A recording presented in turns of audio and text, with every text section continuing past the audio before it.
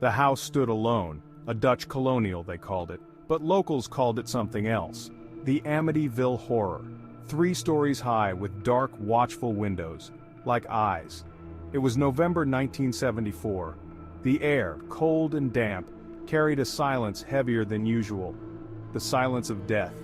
Just 1 year ago, a family had been murdered inside. Ronald DeFeo Jr., just 23 years old, had shot each one in their beds.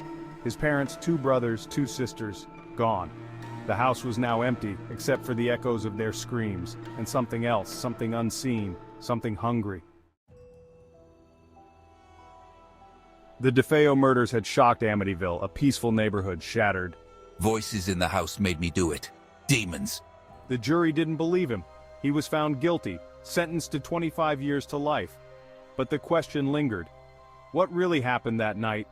Some whispered of an ancient evil, something tied to the land itself. Before the DeFeos, other families had lived there. Some reported strange occurrences, cold spots, bad dreams, glimpses of shadowy figures. But nothing like this. The DeFeo murders were different, more brutal, more sinister. A year later, the Lutz family moved in. George and Kathy Lutz, young and in love, 3 children in tow, Danny, Christopher, and Missy. They knew the history of the house, got it for a steal in fact, but they weren't worried. They were sure they could make new memories, happy ones. They were wrong, very wrong. From the moment they stepped inside, the air felt heavy, oppressive.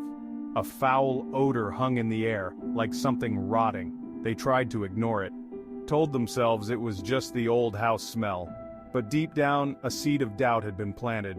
A seed that would soon grow into terror. We thought we could make new memories here. Happy ones. We were wrong, very wrong. At first, it was just little things. Doors slamming shut on their own. Whispers in the night. A feeling of being watched. Then it escalated.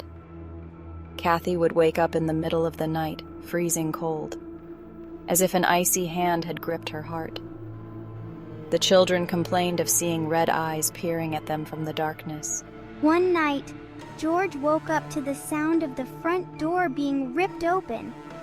He grabbed his shotgun and ran downstairs. But there was no one there, just the sound of his heart pounding in his ears, and the feeling that something evil was toying with them, hunting them. Word of the Lutz family's experiences spread. Paranormal investigators arrived, cameras and recording equipment in tow. One of them, Lorraine Warren, felt an overwhelming sense of dread as soon as she stepped onto the property.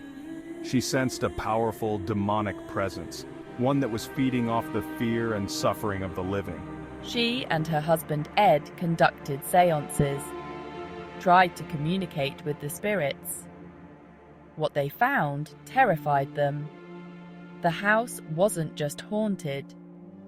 It was a conduit to something ancient and evil, something that wanted to consume the Lutz family's souls.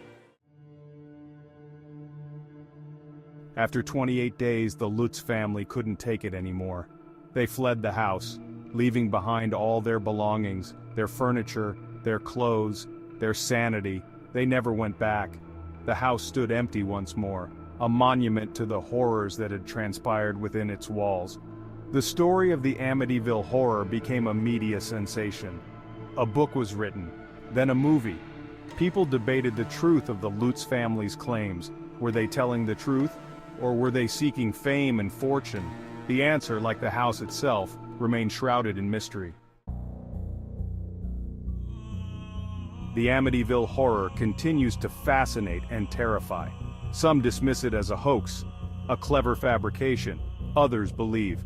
They point to the Lutz family's genuine terror, the corroborating accounts from paranormal investigators, the undeniable history of violence associated with the house. So what do you believe? Was the Amityville Horror real? Or was it all just a story told in the dead of night, a story designed to chill you to your core? The answer perhaps lies somewhere in the shadows, waiting to be discovered if you dare to look.